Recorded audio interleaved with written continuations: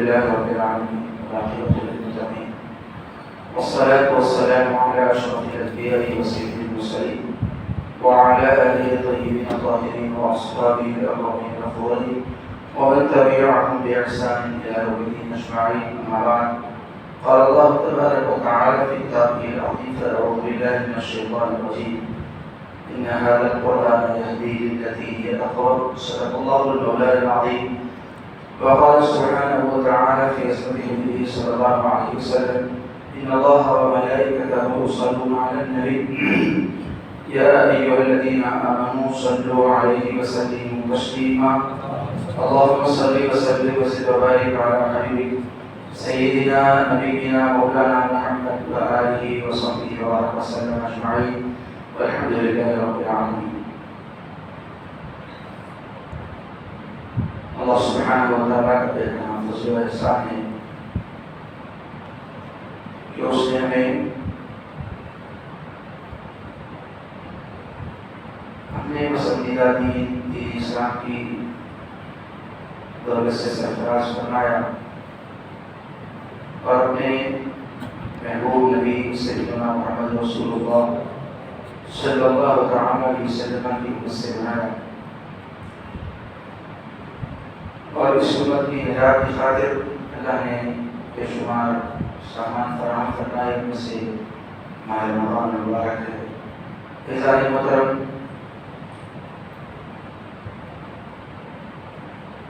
یہ مہینہ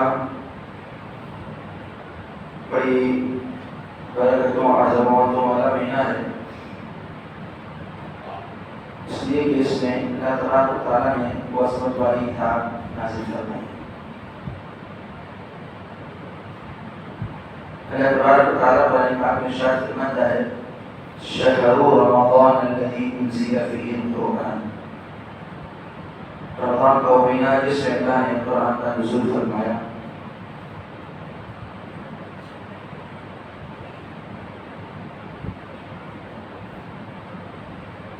یہ وہ قرآن ہے جو سراپا ہدایت ہے، ہدایت دینے والی ہے. اس کو جس نے اپنایا، اس کی تعلیمات کو جس نے تعلیمات پر جس نے عمل کیے، وہ ہدایت والا ہو گیا. صرف ہدایت والا ہی نہیں بلکہ وہ ہدایت دینے والا ہوا. اللہ تبارک و تعالیٰ ارشاد فرماتے ہیں: ان ھذا القرآن یہدی. یہ وہ قرآن ہے جو ہدایت دینے والی ہے قوموں کو، لوگوں کو.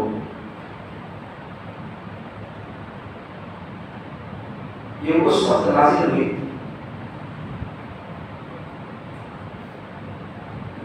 جب لوگ انسانیت کا نام بھول گئے تھے. خیر، اچھائی، بھلائی، نیکی، یہ تو اور بات ہے.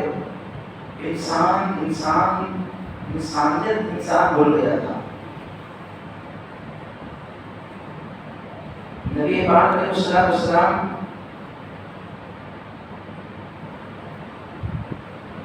جب تشریف لائے اور آپ پر قرآن نازل ہوا تو نبی پاک علیہ السلام نے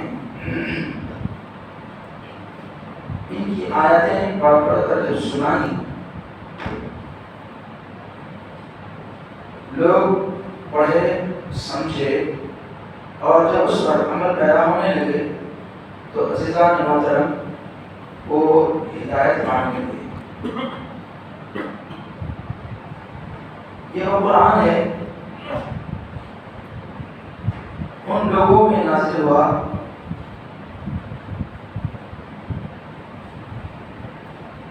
جن میں جہالت کی انتہا تھی،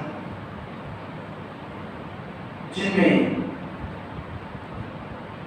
برائی کو برا نہ سمجھا جاتا تھا. وہ لوگ تھے جن میں کسی قسم کی برائی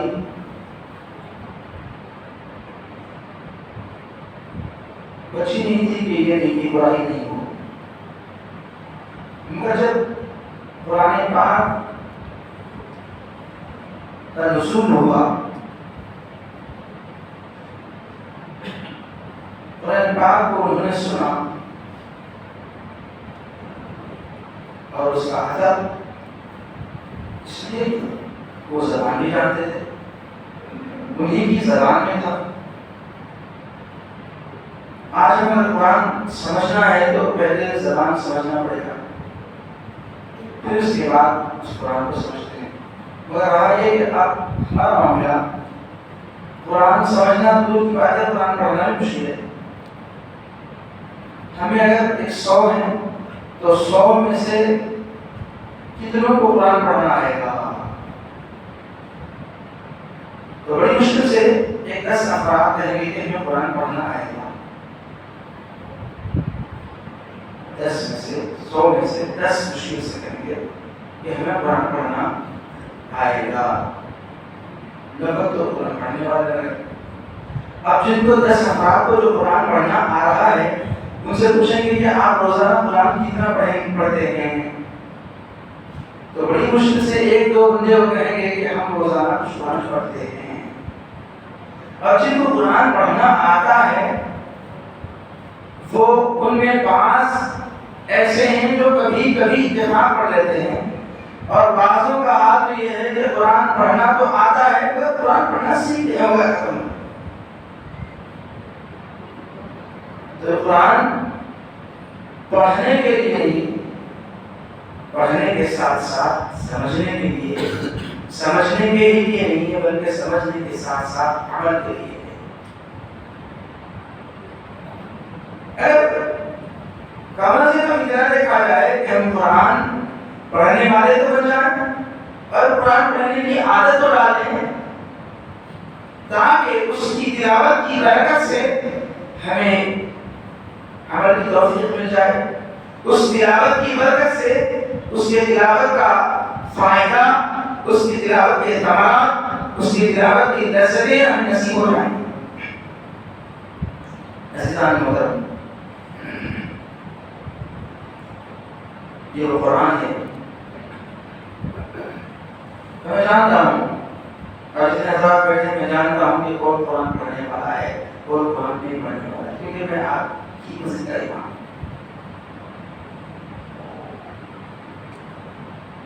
قرآن پڑھنا سیکھیں،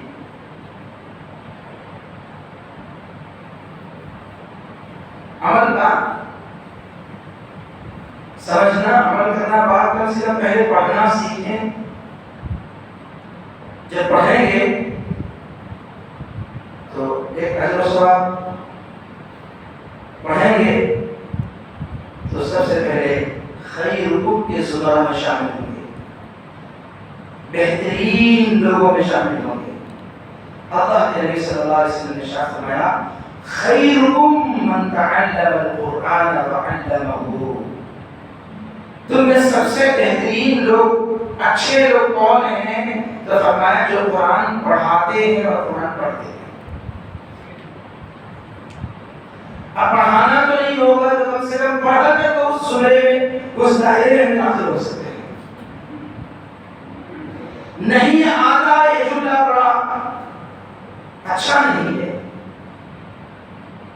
ہمیں پڑھنا نہیں آتا، ہم پڑھتے ہیں، کوشش کرتے ہیں تو ہمیں ڈرتا نہیں ہے، پڑھائی لگتی نہیں ہے، یہ لفظ بڑا مشکل ہے۔ ہم نے دیکھا کہ لوگ اپنی عمر کے آخری حصے میں قرآن پڑھنا دے کر نہیں بلکہ قرآن یاد کرنے والے ہم کو نظر آتے ہیں۔ ہمارے طالب علم کے زمانے میں ہم جب 17-18 سال کے تھے، قرآن کرتے تھے، تو اس وقت ایک ریٹائرڈ انجینئر صاحب ہمارے ساتھ بیٹھا کرتے تھے، ریٹائرڈ 60+ اور دیکھتے دیکھتے وہ حافظ قرآن بن گئے۔ تو یہ ہمارا خیال جو ہم سوچتے ہیں غلط ہے کہ بڑی عمر میں تعلیم نہیں آتی، نہیں، بالکل غلط بات ہے۔ آپ دیکھ کر پڑھنا تو پڑھنا ہے، حافظ قرآن بھی ہو سکتے ہیں۔ تو ایسا نہیں ہوتا کہ وہ قرآن ہے جن کو ہم حفظ جان بناتے ہیں، اپنے ساتھ اس کو جوڑ دیتے ہیں، اس کو ساتھ اپنے ساتھ اس کے ساتھ میں کو جوڑ دیتے ہیں، تو اللہ تبارک و تعالیٰ اس کو عزتوں سے نوازتے ہیں۔ کیا آپ نہیں جانتے؟ قرآن پاک جس کو ہم دیکھتے ہیں، قرآن پاک میں اوراق ہیں، پیجز ہیں، پیجوں پر قرآن لکھا ہوا ہے۔ قرآن پاک کی آیت ہے کہ تراویح میں پڑھے لا یمسہ الا المطہرون، یہ وہ کتاب ہے جس کو وہی چھوڑے جو پاک ہیں۔ تو فقہائے کرام نے فرمایا، حدیث پاک میں آتا ہے وہ پاکیزگی کیا ہے؟ بولے کہ وضو سے پاک، یعنی غسل سے تو پاک ہے ہی ہے، اس کے ساتھ ساتھ وضو سے بھی پاک ہونا چاہیے۔ اگر وضو سے پاک ہے کبھی اس کتاب کو چھو سکتے ہیں، اس لیے کہ اس پر حروف قرآن کے لکھے ہوئے ہیں۔ ایسا ہی مطلب لکھا ہے کہ ان پیجوں کی حفاظت کے لیے، ان پیجوں کی حفاظت کے لیے اول آخر میں ایک ایک کٹا لگائیں گے، موٹا سا کٹا، اس پر کوئی قرآن لکھا ہوا نہیں ہے، سادہ سا کٹا ہے، اس کی حفاظت کی۔ آپ بولیں کہ اس کو ہم چھو سکتے ہیں کیا؟ تو فقہا فرماتے ہیں کہ اس کو بھی نہیں چھو سکتے۔ پھر قرآن کے اوراق کو نہیں چھو رہے ہیں، بلکہ ان اٹوں کو چھو سکتے ہیں کیا؟ تو بولے کہ ان اٹوں کو نہیں چھو سکتے اس لیے کہ وہ اٹے ان کے ساتھ جڑ گئے ہیں، اس کی کوئی حیثیت نہیں تھی، اس کی کوئی حقیقت نہیں تھی، مگر جب اس کے ساتھ جڑ گئے تو اسے اتنی عزت ملی کہ اب بغیر وضو کے اس کو بھی نہیں چھو سکتے۔ تو بتایا گیا کہ اے قوم مسلم، جب تم نے اسلام قبول کیا ہے، قرآن کو مانا ہے، صاحب قرآن کو مانا ہے، تو اب تجھے چاہیے کہ اس قرآن سے تو جڑ جائے، اس سے جڑ جا، تجھے عزتوں سے نوازا جائے گا، اس سے مل جا، اس سے اپنا تعلق بنا لے تو تجھے عزتوں سے نوازا جائے گا۔ انسان محترم، قرآن پڑھتے ہیں، قرآن پڑھتے ہیں تو بڑا لطف ہے، بڑا مزہ ہے۔ اگر کسی کو مزہ نہیں آ رہا ہے تو اس کو بیماری ہے۔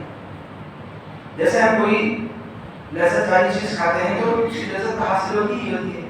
اگر بخار چڑھے ہوئے بیمار کو اگر ہم لذیذ چیزیں دیں تو کہے گا یہ روا ہے، اس میں کوئی لذت نہیں ہے۔ تو یہ قرآن وہ ہے جس کے اندر حلاوت و لذت ہے، جب پڑھتے ہیں تو بڑا مزہ آتا ہے، لطف آتا ہے، لذت ملتی ہے۔ اگر کسی کو لذت نہیں مل رہی ہے تو سمجھو کہ وہ بیمار ہے، وہ بیمار جسمانی نہیں ہے، وہ روحانی بیمار ہے۔ اس کا جسم بیمار نہیں ہے بلکہ اس کی روح، اس کا قلب بیمار ہے۔ اس کی دوا کیا ہے؟ تو فرمایا اس کی دوا توبہ اور استغفار ہے۔ وہ بیماری کیا ہے؟ وہ بیماری گناہوں کی وجہ سے اس کا دل اور اس کی روح بیمار ہوئی ہے، جس کی وجہ سے اس کے زبان پر قرآن کی لذت اسے محسوس نہیں ہوتی۔ وہ قرآن ہے جس کی تلاوت سے کبھی دل نہیں بھرتا۔ کچھ ایسی چیزیں ہیں جن کے دیکھنے سے، جن کے استعمال سے، جن کے پینے سے، جن کے پڑھنے سے دل نہیں بھرتا۔ جیسے پانی ہے،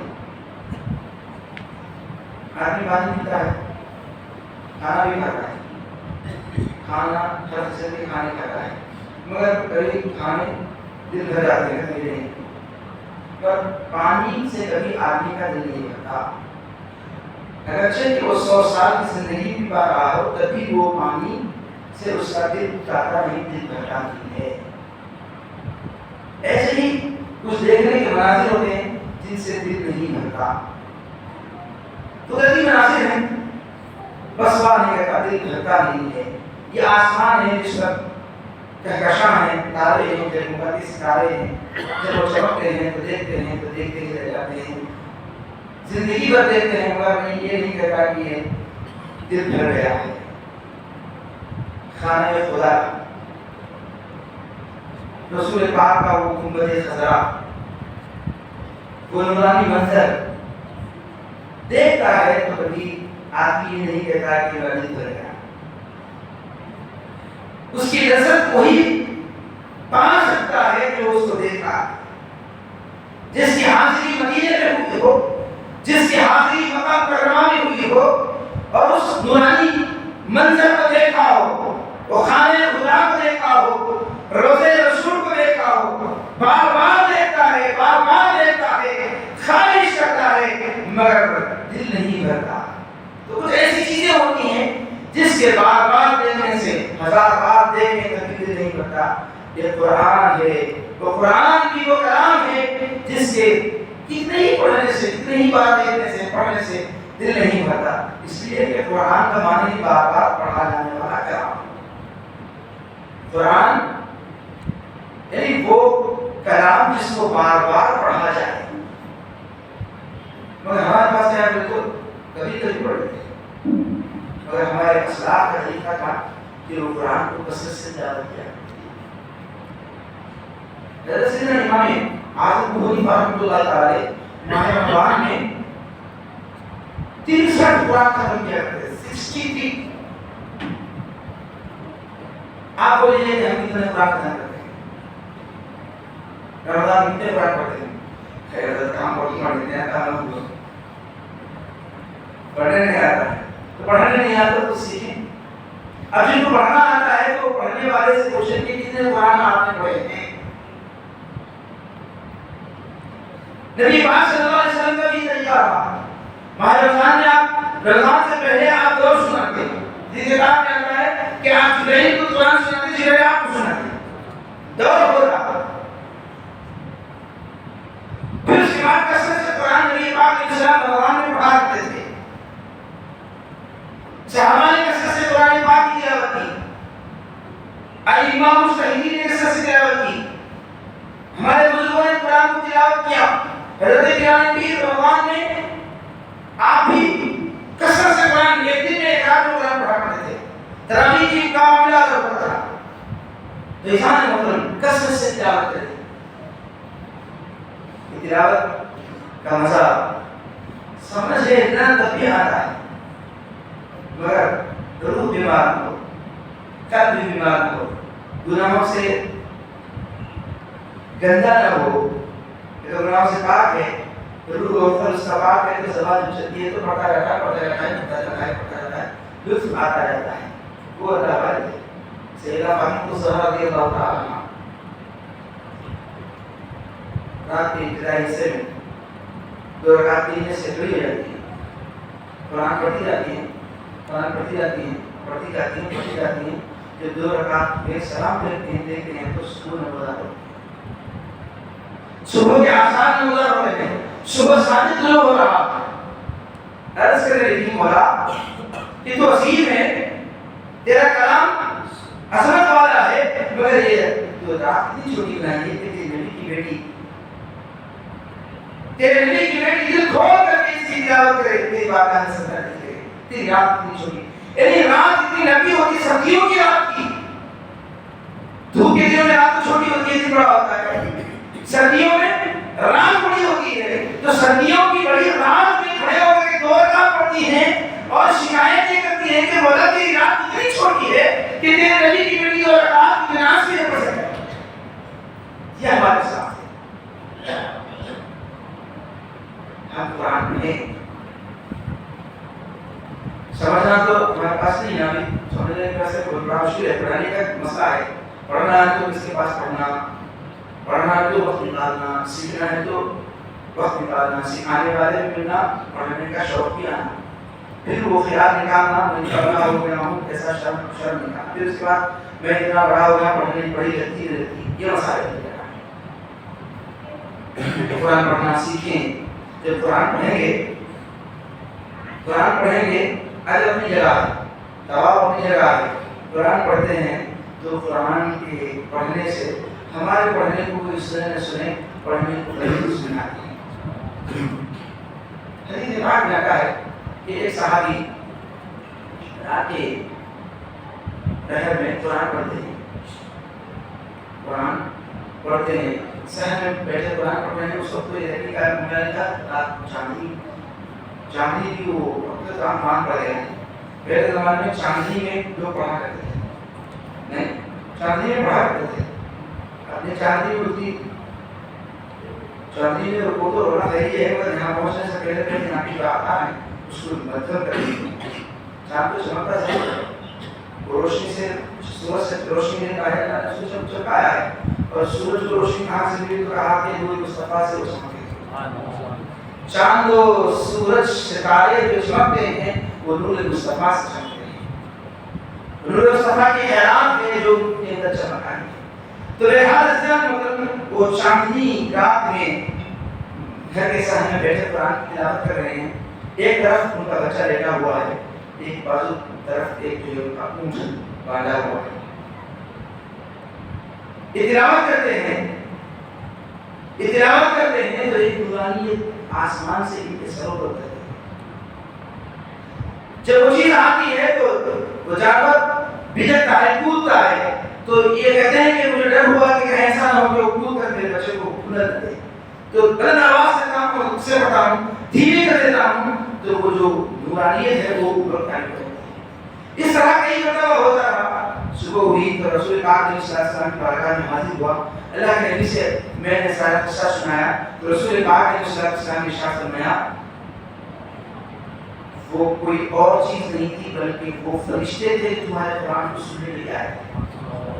اگر تم اسی طرح بلند آواز سے پڑھتے رہتے، ایسے ہی پڑھتے رہتے صبح ہو جاتی تو ان فرشتوں کو مدینے کے لوگ اپنی منزل کی آنکھوں سے دیکھتے تھے. تو قرآن یہ اللہ کا کلام ہے تو اس کی کلام کو سننے کے لیے انسان نہ آئے، کوئی بات نہیں، کوئی سنے نہ سنے، مگر اس قرآن کے پڑھنے کو سننے کے لیے آسمان سے فرشتے اترتے ہیں. اور اس قرآن کو جو پڑھا جاتا ہے تو فرشتے ہیں رحمان کی سنتا ہے. حدیث پاک میں آتا ہے حضرت ابی نے کہا بہترین قاری ہے، بہترین حافظ قرآن ہے، صحابی رسول ہے، اور یہی وہ ابی نے کہا ہے جن کو حضرت عمر بن خطاب رضی اللہ تعالیٰ عنہ نے مصلی پر امامت کے لیے کھڑے ہونے کا حکم فرمایا اور ان کو تراویح پڑھانے کا حکم فرمایا. تو سب سے پہلے تراویح کے جو امام ہیں جماعت کے ساتھ پڑھانے والے حضرت ابی نے کہا رضی اللہ عنہ.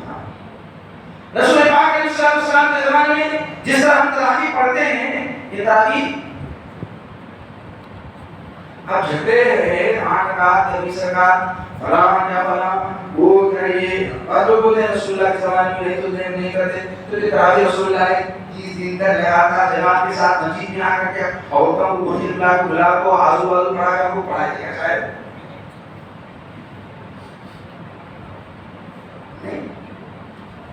نہیں، رسول پاک علیہ السلام نے 2 دن مسجد میں آپ نے قیام کیا تو صحابہ کرام کھڑے ہو کے آپ کے ساتھ نماز پڑھے. تیسرے دن آپ تشریف نہیں لائے. پوچھا گیا کیوں؟ تو ارشاد فرمایا کہ کہیں مجھے ڈرتا کہ کہیں اللہ اس نماز کو لازم نہ کر دے. تو رسول پاک صلی اللہ علیہ وسلم کے زمانے میں یہ جیسے نماز میں تراویح پڑھ رہے ہیں نہیں، پوری سیدنا ابو بکر صدیق کے زمانے میں 2 رمضان 3 رمضان نہیں، حضرت عمر رضی اللہ عنہ کے زمانے کی خلافت کے زمانے میں نہیں. تو جو رسول اللہ صلی اللہ علیہ وسلم نے کیا وہ کرتے ہیں، جو آپ نہیں کیا ہم نہیں کرتے، تو پھر یہ کہیں کرتے تھے. نہ رسول اللہ نے کیے نہ ابو بکر صدیق نے.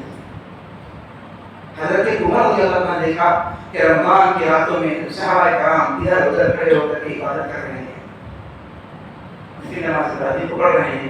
تو آپ نے خیال کیا کہ ایسا اگر ہو جائے تو کوئی برا تو نہیں ہے، بہت اچھی بات ہے کہ ایک امام کے ساتھ ان تمام کو جوڑ دیا جائے، ایک امام کے ساتھ ان تمام کو جوڑ دیا جائے. اور سب کو حکم فرمایا کہ تمام ابی بن کعب کے پیچھے نماز پڑھیں. اس طرح پہلی مرتبہ سب سے پہلے حضرت ابی بن کعب تراویح کے امام ہوئے اور سارے صحابہ کھڑے ہیں. کوئی دور کا زمانہ نہیں ہے، 20 سال 50 سال دور کا زمانہ نہیں ہے. سرکار پاک علیہ السلام کے وصال کے 250 سال کے بعد کا جو وقت ہے، یعنی صحابہ کی برباد ہے، صحابہ ہیں. اور صحابہ ایسے نہیں ہے کہ کوئی کام کرتے ہیں لیکن وہ خاموش ہو جائے. جیسے ہمارے پاس زکات ہے تو جان چھوڑ معاملہ کے کونا، جان چھوڑ معاملہ کے کونا اس کا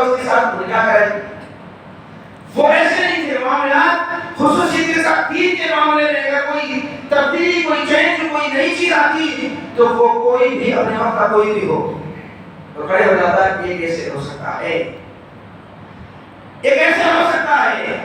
مرزا حضرت عمر بن خطاب نے سوالائش کیا تو کسی نے یہ نہیں کہا، اور خود حضرت عمر بن خطاب نے فرمایا نعمت البدعۃ هذه،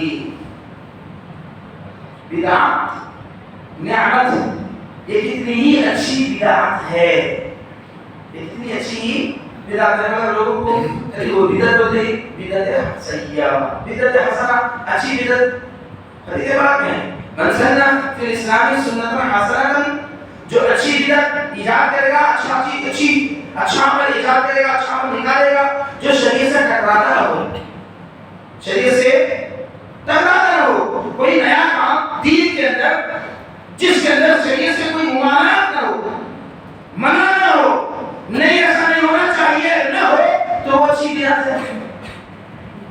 وہ نہیں تھی اب کیا تو اچھی بدعت ہے۔ تو تراویح نہیں تھی، شروع کیا اچھا عمل تھا تو کہا کہ اچھی بدعت ہے۔ حضرت عمر نے ختم نہیں کیا بدعت ہے مگر اچھی بدعت ہے، مگر لوگوں کو آج کیا ہوا کہ بدعت اچھی کا تصور ختم کر دیا گیا، بدعت بولتے ہی بری، کل بدعت ضلالہ وکل ضلالۃ فی النار، ہر بدعت ضلالت گمراہی ہے اور گمراہ ہونے والا اس کا ٹھکانہ دوزخ ہے۔ تو بدعت یہ کیا ہے؟ تو بدعتوں کا ٹھکانہ جہنم ہے۔ ہے ٹھکانہ بدعت، مگر بدعت میں بدعت اچھی بھی ہے، بدعت خراب بھی ہے۔ اگر اچھی بدعت ہے تو یہ دنیا میں کہتے ہیں آگے تو ایک موضوع چلے گا بدعت کا، انشاءاللہ کبھی بولیں گے۔ تو یہ حضرت نے مطلب حضرت ابی بن کعب وہ صحابی رسول ہیں جنہوں نے پہلی مرتبہ پہلے وہ امام ہوئے، حضرت عمر نے سب کو جمع کیا، تراویح ادا فرمائی، اور حضرت عمر کے زمانے ہی میں بات آئی تو اکثر دے رہا ہوں، حضرت عمر کے زمانے ہی میں عورتوں پر پابندی ہو گئی کہ کوئی عورت مسجد نہ جائے۔ اب لوگوں کو عجیب شوق ہو گیا ہے کہ عورتوں کو بھی مسجد لے جاتے ہیں۔ خود حضرت عمر بن خطاب نے سختی سے منع فرمایا کہ کوئی عورت مسجد نہ آئے۔ تو آپ کے زمانے خلافت اور آپ کے بعد لمبے عرصے تک کوئی ایسا نہ ہوتا، کچھ ایسے لوگ جو دنیا میں پیدا ہوئے جو اس چیز کو رائج کیا جس کو حضرت عمر بن خطاب نے روک دیا، منع کیا تھا، اور سبب بھی تھا اور سبب واضح بھی ہے کہ وہ اندیشہ غلط ہو سکتا ہے۔ تو لہذا اسلام میں عورتوں کے لیے اجازت نہیں ہے کہ وہ مساجد جائیں، ان کے لیے عبادت کی جگہ ان کا گھر ہے، اور گھر میں سب سے اچھی جگہ وہ جہاں زیادہ پردہ ہو سکتا ہے، ہال گھر کا نہیں، گھر کے ہال سے زیادہ پردہ روم میں ہو سکتا ہے، تو روم ان کی بہتر جگہ ہے عبادت کرنے کی۔ تو لہذا اسلام مطلب ایسا کرتا حضرت ابی بن کعب بہترین قاری ہیں، اسی لیے حضرت عمر نے ان کو پڑھا کیا تھا۔ ایک مرتبہ قرآن پاک کی تلاوت کر رہے ہیں، قرآن پڑھ رہے ہیں، حضرت نبی کریم صلی اللہ علیہ وسلم بخشی گیا، جیسے ہی آپ کو آتا دیکھ لیا تو آپ قرآن پڑھنا بند کر دیا۔ نبی کریم صلی اللہ علیہ وسلم نے ارشاد فرمایا ابی پڑھو، اے ابی پڑھو۔ تو حضرت ابی سے نے کہا کہ رسول یہ قرآن جو آپ پر نازل ہوا ہے آپ کے سامنے میں پڑھوں، مجھے پڑھا نہیں جا سکتا۔ یعنی جیسے بڑے استاد کے سامنے ایک اسٹوڈنٹ جو ہے طالب علم جو ہے اگر پڑھنے کی ساتھ کرتا ہے تو نہیں ہو سکتا، کہتا ہے کہ بڑے استاد سامنے کیسا پڑھ سکتے ہیں۔ تو حضرت نبی کریم صلی اللہ علیہ وسلم نے فرمایا اے ابی پڑھو، مجھے ایسا ہی حکم دیا گیا ہے، یعنی ایسا کہنے کا حکم دیا گیا ہے پڑھو۔ تو حضرت ابی سمجھدار تھے، جب حکم دیا گیا نبی کو کہ پڑھو کہنے کا تو آپ کو حکم دینے والا کوئی نہیں اللہ کا سوا، اللہ ہی نے حکم دیا ہے۔ امرک اللہ، کیا اللہ نے حکم دیا؟ ہاں۔ فرمایا سمانی، میرا نام لے کے کہا ہے؟ تو نبی علیہ السلام نے فرمایا نام سماک اللہ، اللہ نے تیرا نام لے کر کہا اے مصطفیٰ کہنا ابی سے کہ ابی پڑھے، اس لیے کہ مصطفیٰ ابی کے پڑھنے کو تم بھی سن رہے ہو، اس کے پڑھنے کو میں نہیں سن رہا۔ تو قرآن پڑھتے ہیں تو فرشتے ہی نہیں بلکہ قرآن پڑھتے ہیں تو صاحب قرآن بھی سن رہے ہیں، قرآن پڑھتے ہیں تو وہ عصمت والا رب بھی سنتا ہے۔ تو ہم قرآن پڑھنے والے ہیں، قرآن پڑھنے والے ہیں۔ کیا ہوتا ہے اللہ کے صلی اللہ علیہ وسلم نے ارشاد فرمایا خیرکم من تعلم القرآن وعلم تعلیم قرآن کی، قرآن کی تعلیم تم پڑھانے والے بنو یا پڑھنے والے بنو. ایک ہی حدیث پاک میں آتا ہے تم پڑھانے والے بنو، پڑھانے والے بنو یا پڑھنے والے بنو. پھر آگے فرمایا یا تو سننے والے بنو. آپ بولے کہ ہم میرے پڑھانا تو نہیں آتا، پڑھنے والے بنیں گے، پڑھنے تو نہیں ہوتا، سننے والے بنیں گے. اور بعض ایسے ہیں کہ وہ چوتھی کیٹیگری میں آتے ہیں، سننے والے سننے بھی نہیں ہوتا تو کہاں پڑھتے تھے پڑھنے پڑھتے تھے نہ سنیں. تو وہ سننے والے تو بنو. قرآن سننے والے نہیں ہوتے تو کم سے کم قرآن پڑھنے والوں سے محبت کرنے والے بنو. قرآن پڑھنے والوں سے چاہنے والے بنو. ولا تکن خامسا فرمایا پانچویں مت کرو. یعنی قرآن والوں سے، قرآن کی تعلیم دینے والوں سے، قرآن پڑھانے والوں سے محبت کرنے والے بنو. پانچویں نہ بنو مطلب ان سے حسد کرنے والے، ان سے جلنے والے، ان سے بغض رکھنے والے، ان سے عداوت و دشمنی رکھنے والے نہ بنو. اگر ایسا ہو تو تم ہلاک ہو جاؤ گے. تو تم قرآن پڑھانے والے یا پڑھنے والے یا سننے والے یا محبت کرنے والے ان سے بنو. پانچویں بات نہ مت بنو. تو انسان نے مطلب کتنا لمبا ہمارا کو بننا ہے، یا تو پڑھانے والا بننا ہے یا تو پڑھنے والا. وہ تو کسی اور کے لیے وہ بالکل آخری درجے ہیں. تو ہم پڑھنے والے بنے، پڑھانے والے بنے یا پڑھنے والے بنے، اس کا فائدہ کیا ہے؟ تو انسان محترم خیر امت میں ہم آئیں گے، خیر لوگوں کے فیض میں ہم آئیں گے. قرآن کی تلاوت سے ہماری زندگی میں برکتیں آئیں گی. قرآن کی تلاوت سے ہماری زندگی میں خوشیاں آئیں گی. قرآن کی تلاوت کی برکت سے ہمارے گھروں میں خوشحالیاں آئیں گی. قرآن پاک کی تلاوت کی برکت سے ہمارے گھروں میں امن و چین آئے گا. قرآن پاک کی تلاوت کی برکت سے دنیا بھی ہماری اچھی ہوگی. جب ہم اس دنیا سے رخصت ہوں گے، قبر میں ہم جب دفن ہوں گے، قرآن پاک کی تلاوت کی برکت سے کیا ہوگا؟ اللہ کے نبی صلی اللہ علیہ وسلم نے ارشاد فرمایا اے ابو ہریرہ، کیا تم یہ چاہتے ہو کہ تمہارے مرنے کے بعد تمہارے قبر کی زیارت کے لیے فرشتے آسمانوں سے ایسے ہی آئیں جیسے خانہ خدا کی طواف کے لیے دنیا کے اقطار سے پہنچتے ہیں؟ ایسا طواف کرنے کا چاہتے ہو؟ تو حضرت ابو ہریرہ نے کہا کیوں نہیں، ہر ایک کوئی چاہتا ہے کہ زندگی میں تو اپنی جگہ ہے، مرنے کے بعد بھی اگر ایسا موقع مل رہا ہے تو بڑی صحیح نصیب کی بات ہے. آج تو ہمارا معاملہ ہے کہ ہم اپنے آبا و اجداد کو، اپنے باپ دادا ان کو، اپنی ماں کو دفن کرتے ہیں تو ہو گیا. پہلے زیارت آتے ہیں گزار گزار لوگ روتے ہیں، دن روتے مرے دن روتے ہیں مظہر، پھر اس کے بعد دوسرے دن جا کو ایسے فارنس وہ جو کھانا ہوتی جو رکھ کے لیا کو کھلا چڑھا دو زیارت فاتحہ ہو گئی. پھر اس کے بعد 10 دن تو دو جن جا کرتے ہیں، 20 دن کو دوپہر میں شام فاتحہ لاتی ہیں تو ایک جن جا کو رہا کو آئے ختم ہو گیا. پھر اس کے بعد شہر میں ذرا بڑا کرے تو 4 مہینے ہو گئے کہ رونا کیسے ساتھ ہوتا تھا. پھر اس کا کب جاتے صاحب جاؤ تمہارے اموات کی قبروں کی زیارت کرو. اس سے فائدہ ہے، یہ فائدہ یہ ہے کہ تمہیں بھی جو ہے نصیحت ملتی ہے، تمہیں بھی نصیحت ملتی ہے کہ میرا ٹھکانا نہیں ہے. اور اس کے ساتھ ساتھ تمہیں یہ بھی فائدہ پہنچتا ہے کہ تم جب جاتے ہو تو تمہارے جانے کو وہ دیکھتے ہیں، جب تم پڑھتے ہو تو تمہارے پڑھنے کو سنتے ہیں، جب تم ان کو کچھ پہنچاتے ہو. کیا کھول کو بریانی تو نہیں سکتے خاصا بول نہیں. تو جو تم قرآن پڑھتے جو تم ان کے لیے پہنچتے ہو تو وہ قرآن کلمات کے ذریعے سے نہیں بلکہ ان کے لیے تحفے تحفوں کی شکل میں اللہ کی خدمت پیش کرتا ہے. اللہ کی خدمت میں بھیجتا ہے تو خوش ہوتے ہیں. جیسے ہمارے گھر میں بھی بڑے طلب آ جائیں تو جیسے خوش ہو جاتے ہیں. تو یہ تو یہ چیز ہے کہ ہم یہ نہیں آئے تو کل ہمیں جا بلا سکتے ہیں تو پھر دے سکتے ہیں، ہو سکتا ہے دوسرے راستے ہو سکتے وہاں نہیں ہے. میرا راستے میں خوشی کا اظہار کرتے ہیں. تو ہمیں چاہیے کہ ہمارے اموات خاص طور پر والدین کا انتقال ہوا تو ان کی قبروں کی زیارت کریں، انہیں بھول نہ جائیں، انہیں بسرے نہیں. جن کی سبب سے ہم دنیا میں آنے کا ذریعہ بنے ہیں وہ ذریعہ بنے ہمارے یہاں آنے کا، ان کے اور خاص طور پر ماہ رمضان میں اپنے لیے بھی دعا کرتے رہیں، ان کے لیے بھی کثرت سے دعا کرتے رہیں۔ ماہ رمضان کے خاص طور پر اس عشرے میں سب کے لیے دعا کریں، مرحومین کے لیے دعا کریں، بخشش کے لیے دعا کریں، اور عالم اسلام میں امن و سلامتی کے لیے دعا کریں، مسلمانوں کی عزت و غلبہ کے لیے دعا کریں۔ اذان محترم، ہم رمضان کو بس یوں روزے رکھے، یوں گزار دیا، شام ہو گئی، افطار کر لیا، تراویح پڑھ لی، پھر اس کے بعد چلتے۔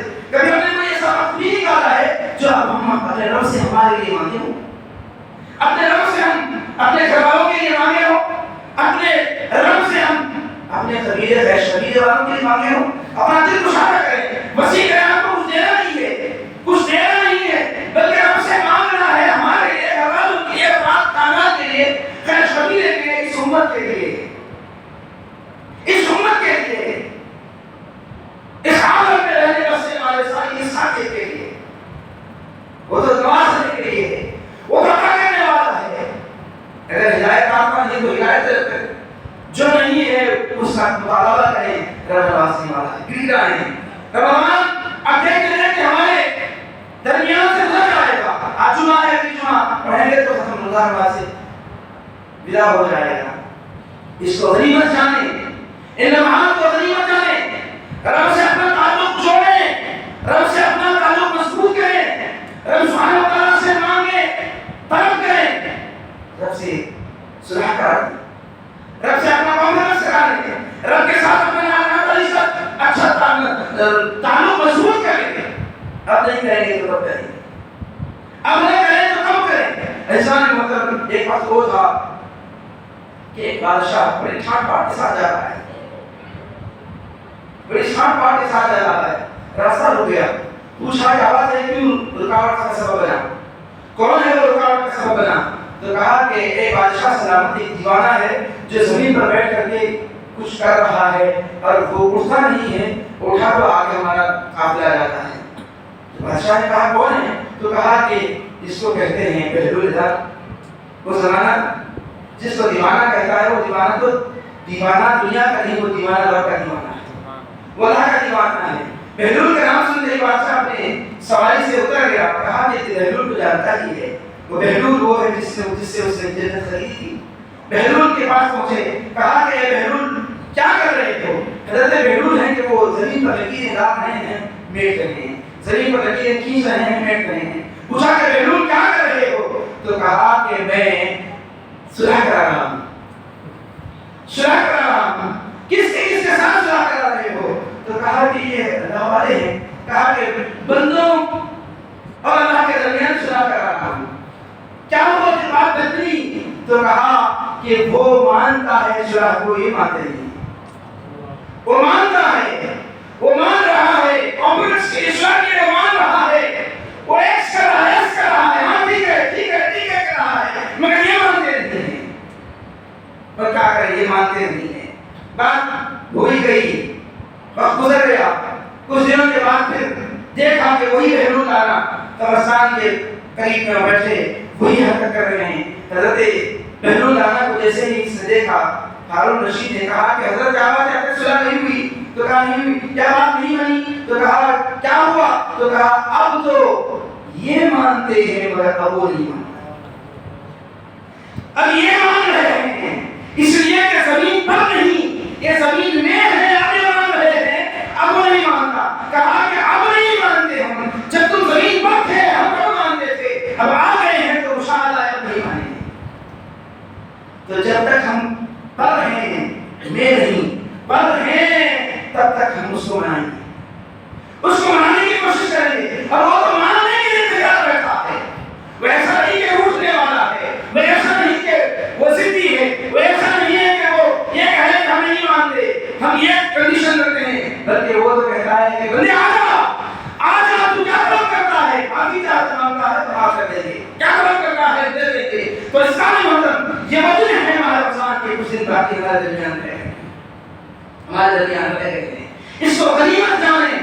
روزے تو رکھ ہی رہے ہیں، رات تک قیام تراویح تو پڑھ ہی رہے ہیں، مگر کچھ ایسا وقت بھی نکالیں جس کے اندر نبی علیہ السلام پر درود کا نذرانہ پیش کرتے ہیں، کچھ وقت ایسا بھی نکالیں جس میں استغفر اللہ استغفار بھی ہو، کچھ وقت ایسا بھی نکالیں جس میں اللہ اور اللہ کے ذریعے درمیان اللہ اور بندے کے درمیان کوئی اور نہیں، بس وہ راہ دے رہے، مانگتے رہے، بخشش مانگتے رہے، عطائیں مانگتے رہے، اس کا فضل مانگتے رہے، اس کی عنایت، اس کا کرم مانگتے رہے۔ کچھ وقت ایسا بھی نکالے، کچھ ایسا نکالے کہ اللہ اور بندے کے درمیان مشکلات نکالے۔ عزیزان محترم، یہ وقت کو غنیمت جانے، یہ وقت کو غنیمت جانے، اور یہ قرآن، یہ رمضان قرآن کا مہینہ ہے، قرآن کی تلاوت کریں۔ ہم بعض لوگوں کو دیکھتے قرآن پڑھنا چاہتے ہیں، قرآن تو پڑھ لیا مگر کبھی نہیں دیکھا کہ قرآن پڑھتے ہوئے۔ شوق تو ہوتا ہے کہ قرآن پڑھنا چاہیں مگر قرآن پڑھتے ہوئے نہیں دیکھا۔ تو قرآن جن کو پڑھنا آتا ہے تو کم سے کم جتنے دن گزر گئے جتنے دن گزر گئے، اب گزرے ہوئے دن کو افسوس کرو یا نہ کرو، چھوڑ دو۔ اب جو دن باقی ہے کم سے کم رمضان میں اس میں کثرت سے قرآن پڑھیں، گھروں میں پڑھیں۔ الحمدللہ گھروں میں سہولت نہیں تو سیدھے مسجد میں آ جائیں، آپ کو پنکھا ہے، اے سی ہے، جائے نماز ہے، قرآن ہے، رحال ہے، آپ کو ٹھنڈی چھاؤں ہے، ہر طرح کی سہولت مسجد انتظامیہ کی سہولت کیا ہے سب کے تعاون سے۔ عزیزان محترم، تو قرآن پڑھیں، مسجد پاک کر کہہ رہی ہوگی، کیونکہ یہ در و دیوار بھی چاہتے ہیں کہ ہم ان گونجوں کو سنیں، ان آواز کو سنیں۔ ہم مسجد میں آئے بیٹھیں، قرآن زور زور سے قرآن پڑھیں، جیسے آتا ہے قرآن پڑھیں گے انشاءاللہ پڑھیں گے۔ میں سمجھتا ہوں کہ آپ سے مسجد میں قرآن پڑھنے والوں کی تعداد بڑھ جائے۔ ایک دو افراد کو دیکھ رہا ہوں، کوئی ادھر ادھر دو تین افراد بیٹھے قرآن پڑھ، یہ عام دنوں کی بات ہے، عام دنوں کی بات ہے، رمضان میں ہونا چاہیے۔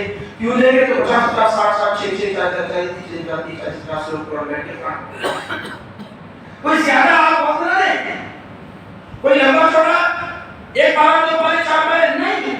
آپ نماز میں آئے ہیں، نماز کے بعد نوافل کے وقت بیٹھتے ہیں، ایک رکوع پڑھیں، دو رکوع پڑھیں، رفتار ہے تو ایک بار پڑھیں، رفتار اور ہے تو دو بار پڑھ لیں، رفتار نہیں ہے تو ایک دو رکوع پڑھ لیں۔ اس طرح آپ کے قرآن کی تلاوت یہ کچھ بڑے ہو جائیں گے، تلاوت کا فائدہ آپ کو حاصل ہوگا، اور یہ در و دیوار شاہد رہیں گے کہ یہ بندہ قرآن پڑھا کرتا تھا، یہ بندہ قرآن پڑھا کیا کرتا تھا۔